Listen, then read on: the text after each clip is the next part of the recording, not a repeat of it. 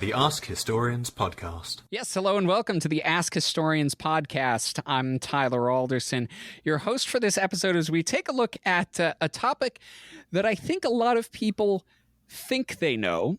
And the question is, how much do we actually know? And that is the topic of Norse religion, or as a lot of people put it, Norse mythology. We're talking about Odin and Thor and Loki, who have popped up in many pop cultural places. What we actually know about the religion of the Norse, of the Vikings, is a kind of different topic than what pop culture tells us. And that's why I have user and fellow moderator Steelcan909 on with me. Thank you so much for joining me. I'm happy to be here.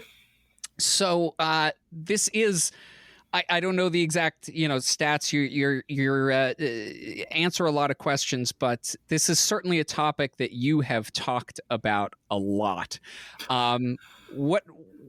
Why, I guess, before we get into it, what do you think is it that draws people to these, these gods and these stories in particular? Well, I think there's a bunch of factors that go into this. And the way that I've often thought about it is that there's kind of a trifecta of pop culture mythology that people are familiar with today, especially in America, Great Britain, kind of the Anglophone world. And that's going to be your Greek and Roman mythology, your Egyptian mythology, and your Norse Germanic mythology. Because most of us, especially people who are listening to this podcast, I imagine, are familiar with either through movies such as the Mummy movies or the, we've all seen movies like Gladiator, 300 and so on that delve into kind of Roman and Greek history, or video games. For example, the Age of Mythology series features all three pantheons in it. And that was actually kind of my first introduction into the world of mythology and pagan religious traditions, whatever you want to call them. And so I think that's a part of it. I also think all three of those happen to have relatively extensive surviving material, which also makes our jobs a lot easier as historians and so on. We don't have to rely solely on archaeology or on folklore for these sources. We have written sources, although we will certainly complicate our understanding of Norse sources shortly. But at least in the case of Egyptian and Greek mythology, we have firsthand accounts written by practitioners. We have extensive archaeological evidence. These are some of the best documented traditions of the ancient world. And I know I made a whole bunch of Hellenists and Egyptologists very, very angry saying that as they pull their hairs out, wondering why we can't find this one book or this one passage or something that would make things make sense. But compared to, say, what we're dealing with when it comes to Mesoamerican religious traditions or many other Near Eastern ancient mythologies, we kind of have a bit more of a broader understanding, and that's filtered into pop culture as well. For example, Thor is a Marvel hero now. He is in the biggest movies that are being made by Hollywood today, along with Loki and Odin and Heimdall and Valkyries. These are all part of even American pop culture now in a way that they never were in prior history. You can go back to the 19th century and look at the scandophilia of the Victorians, and especially they really got into that kind of Germanic origin and paganism. And we can get to that if we want to later on. But I do think that there is something more enduring about Norse mythology because it's kind of connected to these more extant traditions and that still continue to evolve in interesting ways well past the last time anybody publicly practiced the Norse religious tradition. All right. So that's the next question I have. So when we're talking about the Norse, really everyone's mind immediately flashes Vikings. That's what we're talking about, right? We're not going to get into the whole horned helmet thing because that's another thing that pops into people's heads, which is not necessarily the most historically accurate. But I think it's a fun question because I've used this before. I think it is the most commonly known historical misconception. You can find any website Right. today. Vikings did not have horned helmets and so on. And there is a fun history as to why that actually exists, but that's for somebody who knows opera a lot better than I do. I think I've actually answered a question about that on the sub, but the big thing is so Vikings, Norse. What are we talking about when we're talking about this religion? Because you mentioned as well Germanic, which starts broadening things out significantly. Yes, and I do want to make sure that right off the bat we're clear about a couple of terms. When I use the word Germanic is an imposition that modern linguists and historians and archaeologists have created. Nobody in the 3rd century AD sat down and said, you know what, I am a Germanic person. I speak a Germanic language of the West Germanic branch, and I worship a Germanic kind of variation of the Indo-European pantheon. And these are all modern impositions. Now, they're useful for classifying things, particularly in linguistics. We can trace how languages change and develop over time, and we come up with words to describe them. And Germanic is kind of one of those broad groupings that we can use to talk about material culture, talk about language, talk about religion, and so on. And in the broadest sense, the Germanic religious tradition encompasses not only the Vikings, the Norse that we're familiar with, but also the Angles, the Saxons of what is today England, and then the Saxons on the continent, who famously fought against figures like Charlemagne, and then even the pre-medieval Germanic peoples that were recorded by Tacitus in his history of Germania. And then peoples like the Vandals and the Goths, all the people who were running around at the end of the Roman Empire. They all fit under this kind of umbrella of Germanic, even though they themselves would never have conceived of themselves in that kind of terminology. There is kind of a shared cultural origin or cultural substrate between many of them. For example, in the epic Beowulf, the Anglo-Saxon epic, probably written down around the 8th century or so, although I'm not a scholar on that, so don't hold my feet to the fire on that one. There are references in there to figures like Sigurd from the Norse sagas, who is also attested in other continental sources. So there is kind of a common, like I call a cultural substrate that they're all drawing from, but it's different in different parts of the quote-unquote Germanic world. For example, the days of the week. In English, we have the days of the week. Tuesday, Wednesday, Thursday, Friday are all named after deities that are English or Anglo-Saxon, although I don't want to get into the debate about that terminology there. And they all have counterparts in the Norse world, for example. Woden is the English variant of Odin, which is the anglicized version of the Old Norse word Othin, which is the chief of the gods and the one that we're all familiar with the eye patch and the ravens and all that kind of stuff. And we have those kind of parallels with other figures as well. We have Thor Is, who is the English cognate of Thor. We have Thus, who is the English cognate of Tyr, the Norse deity often associated with warfare, and he actually occupied a different position at different times in Viking history.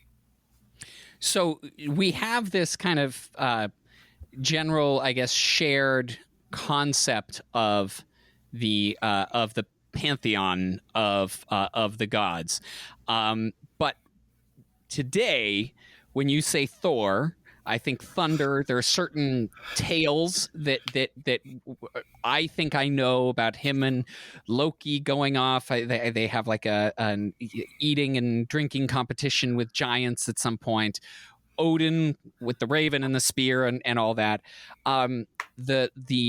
The stories, quote, everyone knows, or the characterizations that everyone knows, these come from very specific texts, right? And this is where things start getting confusing. Yes. So I would say the majority of our commonly known beliefs about the Norse come from the Icelandic sagas. The Icelandic sagas were a literary tradition that kind of flourished in the 12th to 14th centuries in Iceland. And they were written in a very specific context. They were not accounts of what people prior to Christianization believed. They were not folkloric stories handed down from, father to son or from lore master to teachers and so on. They were a particular kind of literary trope, if we want to go there. The skaldic poetry of the time was a kind of a competition. And in Iceland, it was very common for elite families to patronize the telling of stories of sagas about their own families, about the history of their land, and so on. And many of our sources for quote-unquote Norse mythology come from this time. Now, this is an issue because the Althing, the Assembly of Iceland, converted to Christianity officially in the year 1000. There is some evidence that private pagan practice was allowed to continue for a few years afterwards, but it didn't last very long. By the 1200s, everybody in Iceland was Christian. And by Christian, we were talking about the kind of the Western Latin Rite Christianity. We would also call it perhaps Catholicism, though I think it's a bit early to start calling it that until a little bit later. The people who were writing down the sagas, in particular one individual who wrote most of the sagas that deal with people like Thor and Odin and Loki and so on, was a man named Snorri Sturluson. And Snorri was a member of the Icelandic elite. He was from a prominent family in Iceland. The Sturlusons were a very well-regarded family. They were powerful, influential, wealthy. And Snorri, he composed skaldic poetry, but he also put together some of the Eddas. That's kind of the collections of poetry from the sagas. And he wasn't doing this, though, to record the stories of Thor and so on for posterity. This was, again, it was a competition, and sometimes the sagas were used actually as a handbook. Like, this is how you write good skaldic poetry so you can get a job reciting your poetry to elite lords and so on. And the issue with the sagas is that they've often been twisted and used to try and fill in gaps in our understanding of the past, because many of the sagas do contain historical elements to them. The most famous example is the Vinland saga and the sagas of Eric the Red, which hinted at the Norse discovery of North America. And we now know, due to archaeological evidence in conjunction with these saga sources, that there were Norse people running around what's today, I believe, Newfoundland, around the year 1000. And that's all well and good. But it's when people start trying to take the sagas and start interposing that onto the prior religious traditions where we start running into issues. Because, again, these sagas were never intended to accurately record the folklore and beliefs of the pre-Christian Icelandic population. Snorri writes these 250 years or so after the last pagan living in Iceland had converted. And that's actually something that I think is really important to talk about. And it's something that I think it's very hard for us, especially in sort of like a generally kind of Christian society, even when people aren't themselves, maybe a Christian believer, that this is sort of a society that is largely dominated by Christian concepts. And we talk about Norse mythology the same way we talk about Egyptian mythology or Greek mythology, which with this idea that essentially it wasn't really real, right? It was, this isn't correct. Yet what we're talking about were actual, people believed something. They believed some of this. They believed in these gods somehow. We're going to get into what exactly that meant. But in terms of sort of, I guess, mythology versus religion, does the kind of the literary nature, do you think, of these sagas kind of add to that feeling that it's almost more of a set of characters than a group of gods that people believed in? So, yes, absolutely. The saga characters, the saga versions of the gods like Odin and Thor, so on, are absolutely characters in a kind of a grand literary tradition. They're actually not that dissimilar if you kind of squint and look around the edges to kind of how we use Norse figures in the MCU, like in the Marvel Cinematic Universe. It's the same characters. There's a Loki, there's a Thor, and an Odin, and they have, a continuity of adventures that are in the same stories. But they both bear very little relation to the actual practices of the pre-Christian Scandinavians. And there's a very easy way to tell this, for example. In Snorri's sagas, all of the Norse gods aren't gods.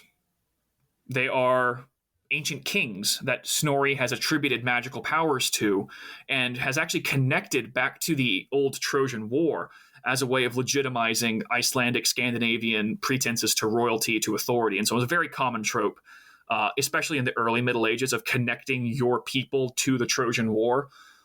We kind of see that origin with the Romans, with the Aeneid. They take one minor character in Homer and turn him into the founder of the Roman Empire. And the Norse were not that different. Snorri was doing something very similar. And in his story, Thor is actually the son of an Ethiopian king, who actually ends up in Scandinavia after the Trojan War. And I don't want to get into it too much because my knowledge of specific sagas is not my strong suit. But he never, and by he I mean Snorri, never intended this to be an account of what the Norse people believed in. It was just never present. It's kind of a belief that's been imposed on the sagas, that they were emblematic of a pre-tradition. And many of the stories may very well have roots in a pre-Christian context. I'm not trying to say that there's no connection whatsoever. We have found, for example, there are many runestones that show depictions that we can recognize coming from saga stories. For example, there's a story about Thor and the world serpent. And everybody who speaks Old Norse can feel free to make fun of my pronunciation. Jormungandr, the world serpent, who Thor is fated to die against in Ragnarok, the end of days. There are several stories that surround him, such as that Thor has gone fishing for him and accidentally found him one time. And we have found runestones that show a figure, presumably Thor, with presumably the world serpent, and we can kind of connect the dots there. Say, oh, this is not just an invention of Snorri. There was a tradition behind this.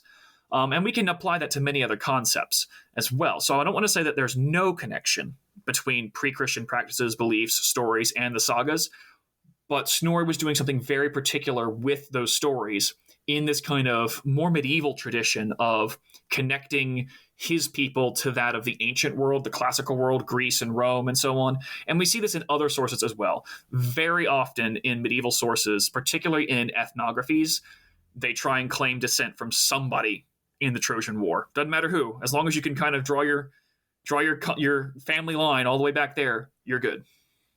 That's interesting. I mean, Thor is like, in terms of depictions, he's one of the sort of, whitest, most kind of like Aryan, depiction. And to think that like in some version of him, he's the son of a, Ethiopian king is kind of a funny concept. Yeah, and there is a conversation to be had as to how much Snorri understood that people from Ethiopia looked very different from people from Scandinavia, because our classical image of Thor is of a red-haired, blue-eyed, like kind of woodsman. He's got an axe, he got a hammer, all that kind of stuff, and that does come from the sagas. But Snorri, like I said, he wrote him as the son of, I believe, Memnon, who was an Ethiopian king. So trying to, and there's an entire history to talk about how Thor in medieval Scandinavia has fit into conceptions of whiteness and Aryanism and so on that I usually don't like touching with a 20-foot pole. But if we want to go there, we can. But so like I said, it's unclear that Snorri realized there was a big difference between people from Iceland and Ethiopia. But yes, it is the idea that the Norse stories were kind of this insular Germanic creation that had no influence from the outside world is just preposterous. So then the question is, all right, so maybe these sagas are all crap and they're we're all wet. We do know though from other sources that like Odin was something, right? And that Thor was something. So what else do we have? How can we start reconstructing what was maybe more literary versus what someone might have believed? And that's a very good question, and it's not one that has a single satisfactory answer, because there are other traditions that we can draw from. If we want to stay in the realm of literary sources, the unfortunate truth is that we can count the number of authentic Norse written by practitioners of Norse religion on no hands. They never wrote it down, ever.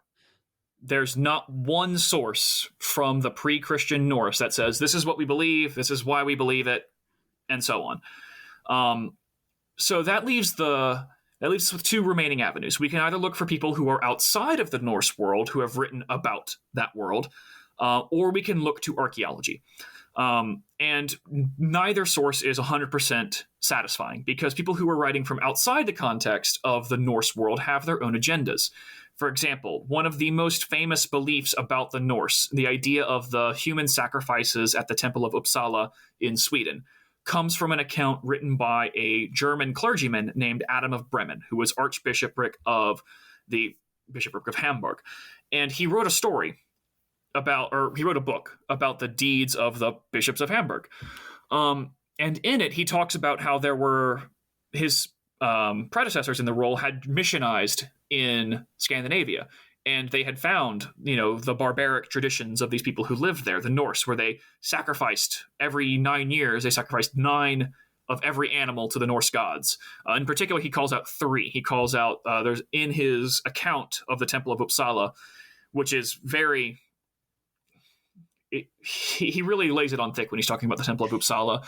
It's got golden chains and gold everywhere, and it's kind of it stretches credulity that a temple like this actually existed. We know that there was a archaeological site at Uppsala.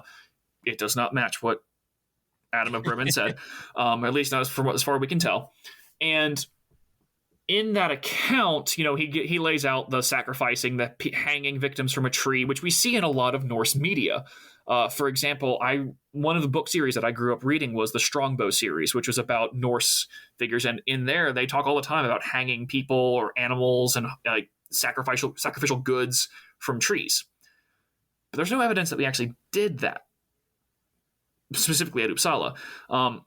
And Adam of Bremen, when he's writing this, is writing in a very long tradition of making these people who you're trying to convert to Christianity seem as barbaric as possible. And it doesn't get much more barbaric for the Christian mindset than things like human sacrifice.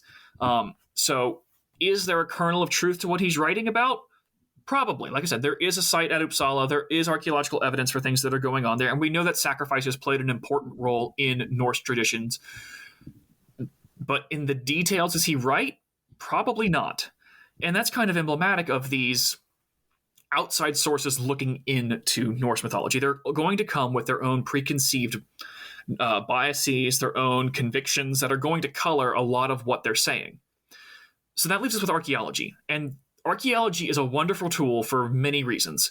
The problem is, though, archaeology is its own kind of distinct set of knowledge that's very different from what a lot of other medievalists, historians, and so on are used to using. And oftentimes, the left and the right hand don't always know what's going on when archaeological reports get written.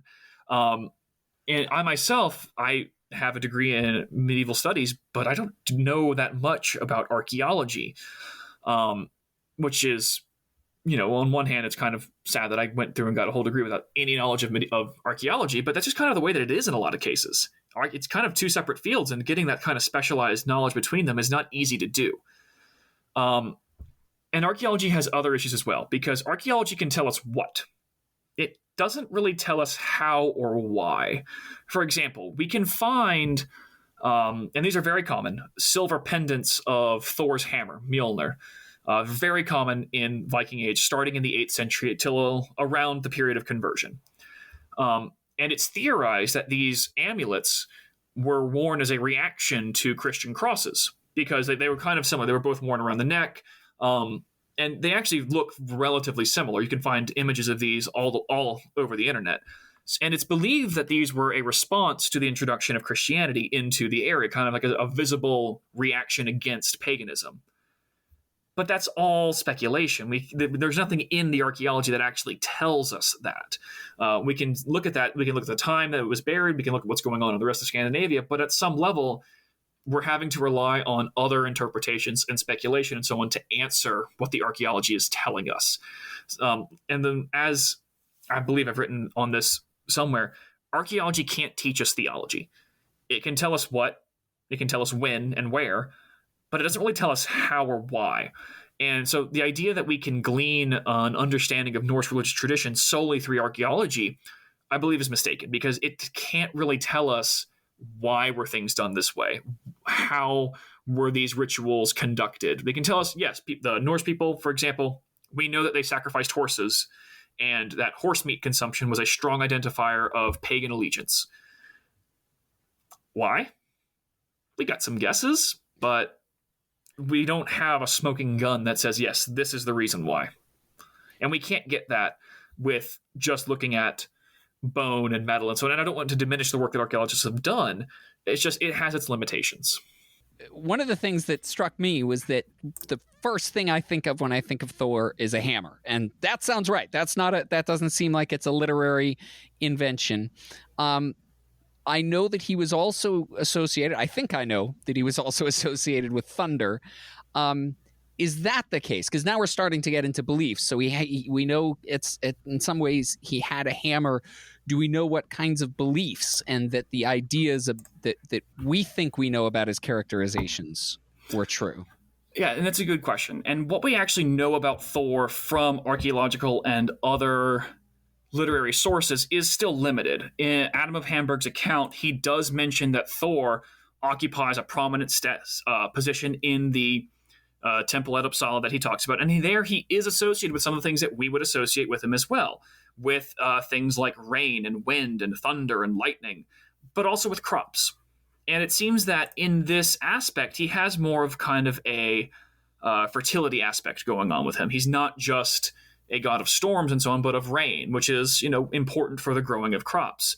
And it's kind of interesting that Thor, even in these other accounts, he just has kind of a picture or kind of a kernel of that kind of pop culture depiction that we see.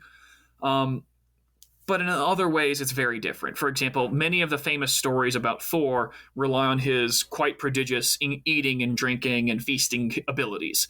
And that's something that we're on a little bit less sure ground with. That's mostly derived from things like the saga stories, and a lot of the personal attributes that we ascribe to Thor. For example, often Thor is characterized as kind of hot-headed, but jovial, well-meaning. And that's a later imposition. That's things that are drawn from saga sources or other material that's not necessarily present there in the actual archaeology or other literary sources that we see at the time. So let's talk a little bit about some of the other people, because I think some of those characterizations also sort of shift when we start getting into other sources outside of the sagas. Odin, he's the kind of the wise. He doesn't have an eye. I think he traded it for knowledge or something like that. Has this kind of almost Jesus-like kind of sacrifice for something in some of these, and is seen as the head honcho. Yes, and Odin is a very interesting example because Odin is both very prominent in the saga sources and not common at all in a lot of the archaeological evidence that we look at. And this has led to some wildly different interpretations of Odin's role over time. Now, you mentioned kind of his role as the chief of the gods, kind of like the Zeus of the Norse pantheon. And that's a very commonly held belief about Norse religious tradition, but it's a relatively recent one as far as Norse religious tradition indicates. Evidence for Odin as the chief of the gods is relatively late. In the earlier migration period, and even the time before that, kind of that Romanized interactions where we see in Tacitus and so on, the chief deities based off of things like material offerings and place names, theophoric names, is a god named Tyr, or Tu, who is the Norse god often associated with warfare. His one famous story in the sagas is that he loses one of his hands feeding Fenrir, the wolf, one of Loki's children. But he's all over the place in place names, literally, especially in Denmark. In Denmark, there are many places named after him, kind of indicating his status as a relatively widespread cultic group at the time, but not one that matches up with the saga evidence. And Odin's kind of in a similar thing. We don't have very many places named after him. And in Odin's case in particular, it seems that both his cultic practice was both very late in origin.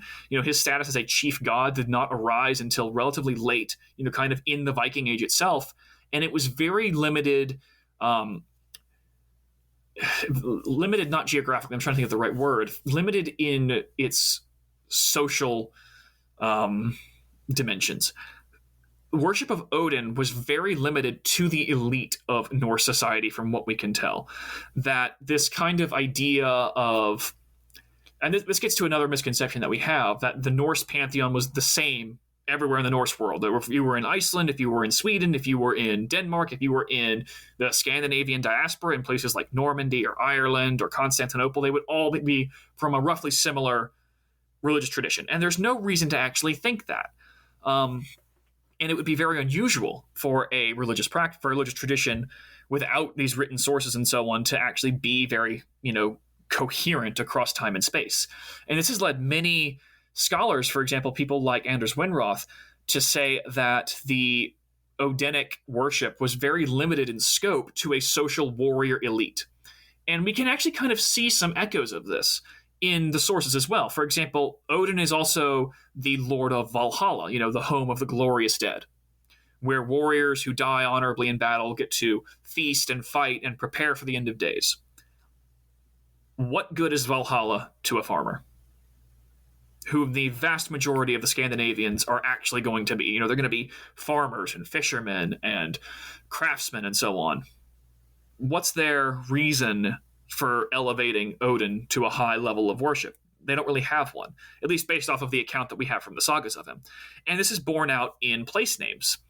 Many place names that we see in places like Scandinavia are devoted to figures like Thor, and then actually another god named Ullr, who is almost unattested in the sagas. He almost doesn't appear at all, but his name is everywhere in Scandinavia. So this leads us to a couple of conclusions, that there was a divide in Norse religious practice, and that certain deities were just not worshipped or not important for many walks of life. And that's not something that's actually unusual for polytheistic religious traditions. In ancient Greece and ancient Rome and in ancient Egypt and so on, there were often places that had more attention paid to local deities or to quote-unquote minor gods than kind of the supposed chiefs of the pantheon. Because all of our efforts to try and create a coherent structure to all of these mythic tales and so on is inevitably going to be simplifying matters. And we obviously can't interview a rural farmer from northern Sweden from the year 950 and say, so who do you think is the chief of the gods and so on? We don't have that. So based off of the evidence that we do have, though, we can say that figures like Odin did not come onto the scene until relatively late in the Viking Age, and their worship was relatively limited to mostly a social warrior elite, so and particularly men in particular. And the role of women and goddesses and so on in Norse religion is a fascinating story as well. It's just one that we also can't answer very completely.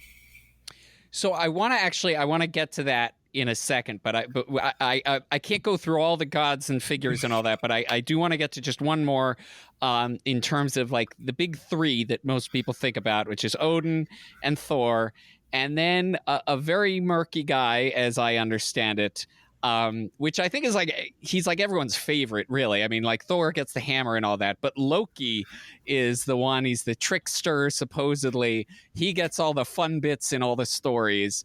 Yes. Sometimes good, sometimes evil. But what do we have of him?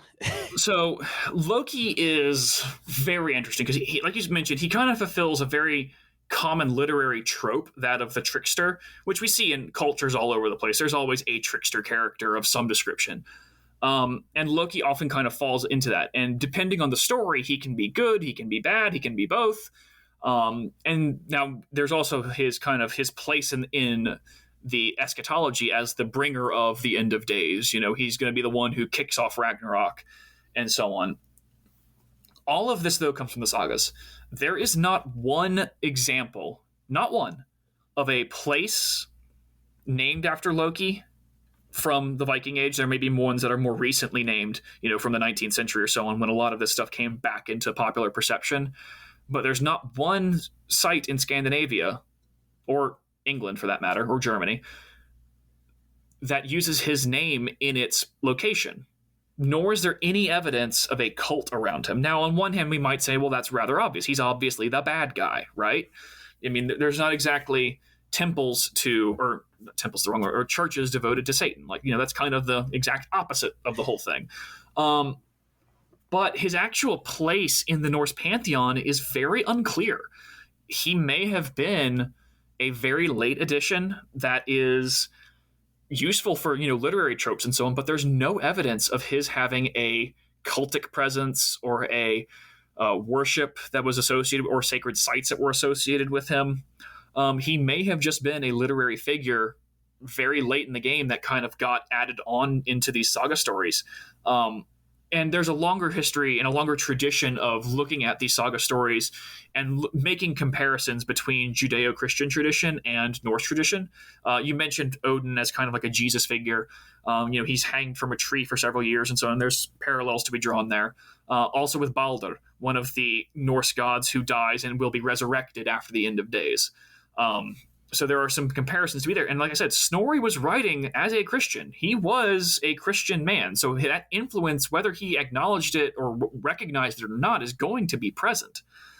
And Loki, many of the aspects of Loki may have been only added on to these traditions after that history of interaction with Christianity. He's one that, he's like there's like a Marvel. I'm not into Marvel at all, so there's some show, like he's a major character in that. Oh, and it's a wonderful show. It's kind of like, on one hand, I enjoy the pop culture depictions of the Norse gods as much as the next guy. But I recognize this is not rooted in actual pre-Christian religious tradition. I just find them fun. I'm glad you actually used that exact phrase, because this is the next question I wanted to ask. As much as the next guy, because this is just purely my own sort of observation. Out of the Egyptian, the kind of Greco-Roman and the Norse mythologies, the ones that we know, the Norse mythology seems to me to be the one most associated with, again, kind of like masculinity as this sort of traditional thing. It feels like we know, or at least we talk about, I don't know, this is what I'm going to ask you, what we know about the goddesses and the women. But certainly, like, even a lot of the women, like the Valkyries, like that's very much tied up in this warrior spirit that is, traditionally thought of as masculine. And so what exactly... How much do we know? Was it actually a male kind of dominated religion, or have we just not gotten as much of that information? Well, it's a very good question, and it's not clear. In any cursory Google search of connections between Norse gods, religion, mythology, and so on, and women in history and so on, it's going to lead you kind of down some mistaken roads. For example, there's one Norse goddess, Freya, who is associated with a lot of saga traditions as well. She's a very commonly seen figure in the sagas.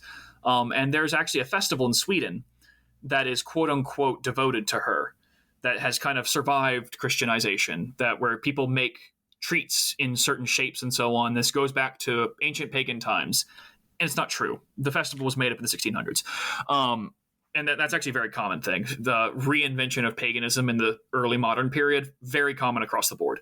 The actual involvement of women in Norse mythology is unclear, because there are many indications that women were involved in it in many ways. The Norse religious tradition seems to have been very tied up in local power hierarchies, with chieftains, kings, and so on serving as priests and priestesses and so on as the situation dictated. There's not much evidence of a dedicated priestly class or caste of people like we would see in the Christian West, where priests set themselves off in theory from the rest of society. They have to go through... Nowadays, we have seminary training and so on for Catholic priests. And back in the Middle Ages, priests were, again, supposed to be, stepping away from society. They weren't supposed to have wives or anything like that. Whereas the Norse religious practices were much more rooted in secular power, and the distinction between the two was not clear-cut at all. Now, on one hand, that kind of reduces the potential impact of women, because most power at this time was held in men's hands. Women could exert some independent political power, and although oftentimes when you read online about, Norse women had all these greater rights than women in Europe and so on at the time, not strictly true. Norse society was very patriarchal as well as contemporary European cultures were. Norse women may have had some independent property rights and so on, but it's not a case that ancient or medieval Norse paganism was a feminist society. It very much was not. The associations, though, a lot of the time that we see in the sagas with women and Norse mythology can often be very negative, and associations of magic, which women are often tied to. For example, there's a very common literary trope in saga stories about seeresses who are able to commune with the divine. They're usually pretty negatively portrayed, though. The connotation between magic for the ancient Norse people was not a positive one. And women were more associated with that field of knowledge than men were. Now, there were other Norse figures, and you mentioned the Valkyries. And the Valkyries are a very interesting case because there are iconographic depictions of Valkyrie-like figures that are probably women wearing warriors' garb in depictions from the time. Archaeology, we've got those pictures. But their actual broader significance is very unclear. At least one scholar of this time period, it's either Judith Jeth or Jenny Joshins, I can't remember which one, dismisses the Valkyries more or less as an object of male fantasy. That's kind of her quote about them, that they really weren't that prominent. Again, they're tied in this kind of Odinic cult, which is only prominent in a very small segment of society. So this then leads to other questions such as the role of women in Norse warfare as a whole. And that's a whole other issue that is changing very rapidly over time. There's always new archaeological discoveries that come up that complicate our understanding of gender expression and the Norse sagas. So I don't really want to get into that. That's a topic for a whole other podcast that you could do. Absolutely. Yeah, we'll get into that. Well, that kind of leads to another sort of broad question, and it sounds like there's a lot of blank space in this one and a lot of just we don't know. But I'm a Norse guy or gal hanging out. It's what's the UPS phrase? What can Brown do for you? What do the gods actually do for me? Are they people or spirits or what have you that are very present in my everyday life, in the rain and in the soil and in everything if I'm growing or when I go out to go fishing? Or are they seen as being at more of a remove? Well, like you said, this is a case of maybes and we don't knows and so on, because the answer is both. And this is not uncommon for polytheistic societies. Especially, for example, in societies that we have much more extensive literary evidence for, like Greco-Roman paganism, the gods are both very immediate and very removed. And the primary relationship between humans and the divine is transactional in nature. You give something to get something. And oftentimes what you give is a sacrifice of some sort. Now, we have the famous accounts of the human sacrifices and so on from Adam of Bremen, and that do have some archaeological evidence for them. Other sacrifices would have been much more mundane. Things like offering grain to local spirits or gods, or offerings of weaponry. Very common, and very commonly attested actually in the pre-migration period in continental Europe, places like Denmark, northern Germany, offerings of weapons and bogs, very common. So, say you're the average Norse person and you want to ensure a good harvest this year. Well, you would offer up a sacrifice of some sort. That could be an animal, it could be a portion of last year's harvest, in order to try and get that benefit to you. In our modern sensibility, though, or especially in our kind of modern Christian or Abrahamic relationship with the divine, there's a much more immediacy there. Like, for example, people pray to God or ask for the intercession of a saint. They don't usually offer something for that. We could talk about indulgences and so on, but that's another issue. In general, there's a much more direct link between humans and the divine and Abrahamic faiths, and that even goes back to Abraham, the covenant made between Abraham and his God. that's not there in polytheistic societies. The gods are very removed, but if you're willing to offer up what you're supposed to, they will bestow a boon upon you.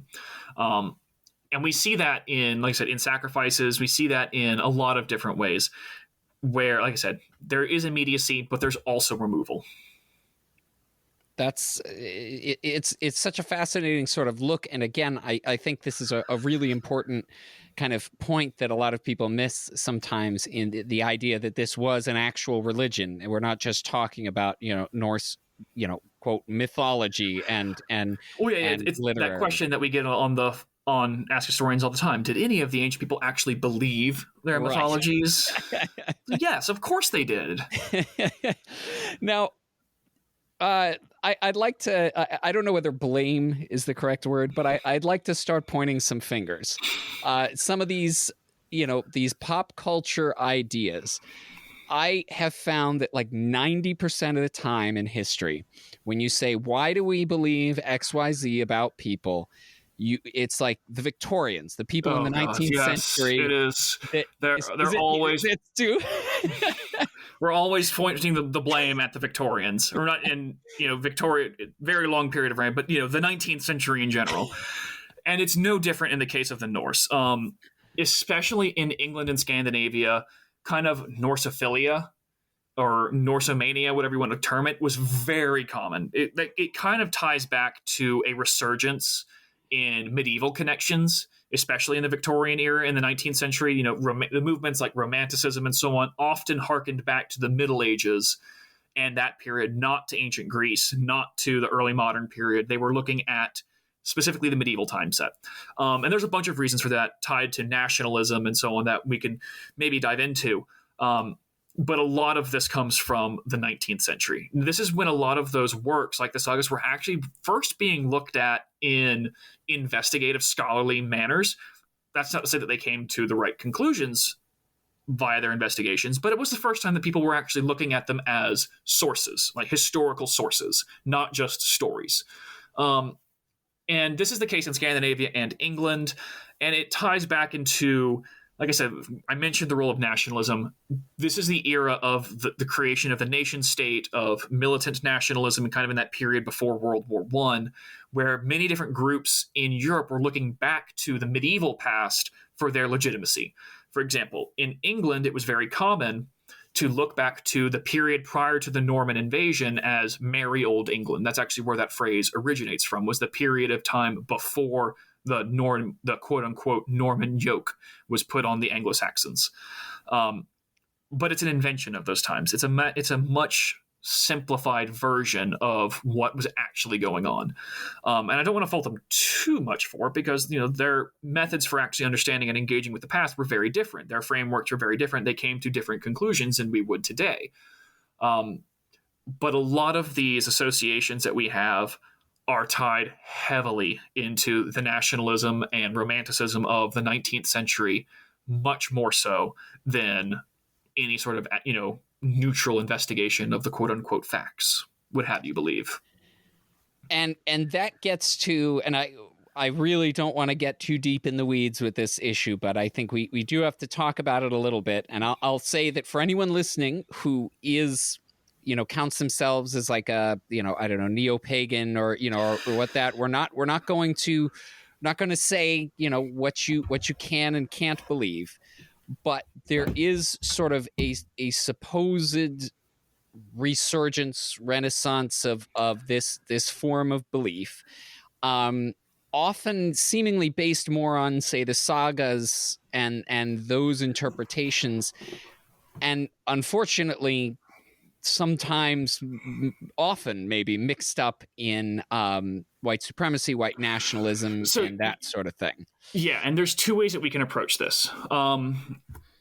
The roots of especially white nationalism and Norse mythology are rooted in World War II. Not just specifically in Nazi ideology, Nazi propaganda. The Nazis were huge medievalists. And I use that because they co-opted medieval iconography whenever they could. And you can look, there's propaganda posters that connect the Aryan ideal of the 20th century with the migration period, and there's the connections that Nazi racial scientists were trying to make. And I don't want to get into the weeds of that nonsense. But that kind of nationalistic, masculine that you mentioned earlier association with Norse mythology specifically does have its roots in a lot of the fascist Nazi ideology of the interwar period and during into World War II. Now, it was also used by the Allies as well. For example, in Denmark, one of the major anti-Nazi resistance movements was named after, their folklore heroes, people like Sigurd. So it was not just a tool of Nazi oppression and Nazi pseudoscience and Nazi pseudo-history and so on. It was used on, I'm not both sides in this issue, but it was present on both sides of the issue. And that then leads us into the more occult aspects of Nazism, like Heinrich Himmler with his beliefs in reincarnation and the creation of, new societies that were rooted in this Aryan ideal, often stemming from Atlantis for some reason, which was in Nepal. That makes sense. Yeah, no, there was a whole Nazi expedition to Nepal, but I'm sure there are moderators and people that can talk way more about this than I can. But the roots of both neo-paganism and this kind of more modern fascination with the Norse is in some cases rooted in this resurgence of medievalism that accompanies the rise to World War II. It's also rooted in other aspects. For example, there was a very prominent British neo-pagan movement that was actually operating around the same time. There was a figure, it was actually a very, at the time, well-regarded Egyptologist by the name of Margaret Murray, who was a respected academic. She wrote books on Egyptology, and I have no field of knowledge as to how her contributions to that field have stood up. In my field, in medieval history, she's most well known for writing a book that basically said most of Western Europe was not actually Christian. It was secretly pagan up until the witch trials of the 1500s, when the Catholic Church was fighting this secret society of witches. And that was what the witch trials were actually about. They were rooting out paganism.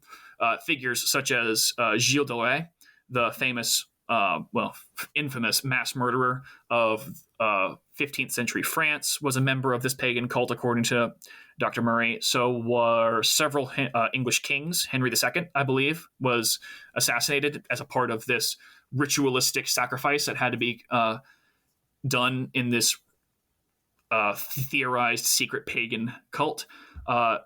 Famed pagan Joan of Arc was also a member of this pagan religion. And while her ideas, to put it mildly, have not gotten widespread acceptance in medieval history, her pop culture influence on this time is very pronounced.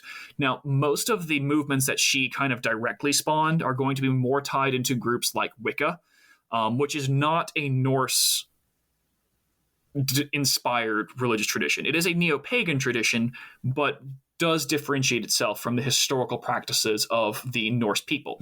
Now, there are other movements that do draw more heavily from them, and you can draw them into a couple of different categories. There are Reconstructionists who believe that we should be trying to create the rites and rituals and beliefs as accurately as we can based off of the limited sources that are available. There are people who believe that those gods and deities exist, and that our own method of worshiping them does not necessarily need to be tied to what was happening historically. There are other groups as well, and there is a very large white supremacist presence in many of those groups, especially ones that are influenced by Norse paganism. That's not to say that all modern Norse pagans are white supremacists. That is completely untrue. I actually know several people who are involved in that community, and they are very vocal in their denunciation of white supremacist co-option of Scandinavian imagery, of Norse mythology, and so on, and I commend them for that. The origin of a lot of these groups, they're tied in that kind of broader romantic occultist revival that we see starting in Victorian times and really continuing until really the 60s is kind of the end of the creation of new pagan. Now, there's obviously new traditions being thought of all the time, but a lot of the larger ones kind of date between that time period. And so that all sort of gets us back to the present day, which is where we have multiple. There are these sort of religious movements, neo-paganism, and that whole thing. There's the pop culture sphere, and then the actual kind of academic, looking and trying to reconstruct. Where is it? Do you see that? I guess do you think it's been helpful to have such a powerful? I mean, I'm sure there are people who are studying various other religious practices that are saying, "Oh man, I would love to have a 10th or a 1% of the sort of pop culture awareness," whereas other people would say, "Well, at least you don't have to constantly combat against misconceptions." Well, yes, and there's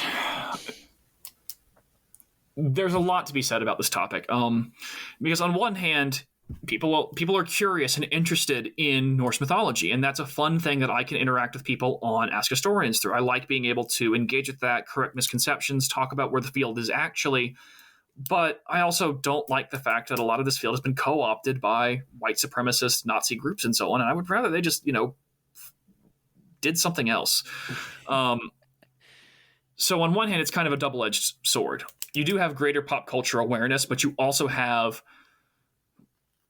there's both unsavory elements of interest, coming from those dark corners of the internet and society. And then there's also a lot of misinformation floating out there. And some of this is driven by pop culture, as you mentioned. The most famous example is horns on the helmet, but there's other things as well, such as tattooing. There's no evidence that the Norse actually tattooed themselves. That's a creation of mostly the metal scene from the 80s and 90s, but has taken a hold in pop culture perceptions of the Norse, that you see in shows like Michael Hurst's Vikings, where they all run around wearing Norse mythology-inspired tattoos, like wearing there's one character who has a tattoo of the wolf Fenrir devouring a sun, devouring a moon on either side of him. No evidence that people actually did that. So in terms of the kind of the present, how these different elements interact with Norse mythology today, it's both interesting, frustrating, and gratifying kind of all at the same time. It just depends on what I'm seeing at the time. I love going on to Ask Historians and seeing a question about what did Vikings get right, what did it get wrong. I really hate going on Ask Historians and seeing people talk about, why were the Vikings the super masculine, super, Ubermensch, to co-opt terminology from Nietzsche for a second. And it's just no, you're completely misconstruing this. And oftentimes this gets brought into other debates because there's the famous quote, "The past is not even the past. It's the past." I can't remember the quote entirely at its time or in its entirety, but these kinds of traditions are still evolving. There's still kind of a debate being played out as to what is the relationship, even in a Christian suffused society like ours, with these kinds of pagan traditions. And it's interesting to engage with them in different ways. Well, if you have any questions about any aspect of Norse mythology, as long as it's not who would win in a fight, Viking or a Spartan, which is another, uber masculine society that we think we know a lot more about than we actually do. You can ask it on Ask Historians, and Steelcan909 may well be the one who will respond. Thank you so much for coming on and talking about a really fascinating topic. Happy to, whenever. This is what I do. You've been listening to the Ask Historians podcast. You can join us in a couple weeks for the next episode. You've been listening to the Ask Historians podcast. Please support us at patreon.com/askhistorians. Find more history like this by following us on Twitter and Facebook, and by visiting us at askhistorians.reddit.com, and ask hundreds of historians and enthusiasts anything you want to know about history.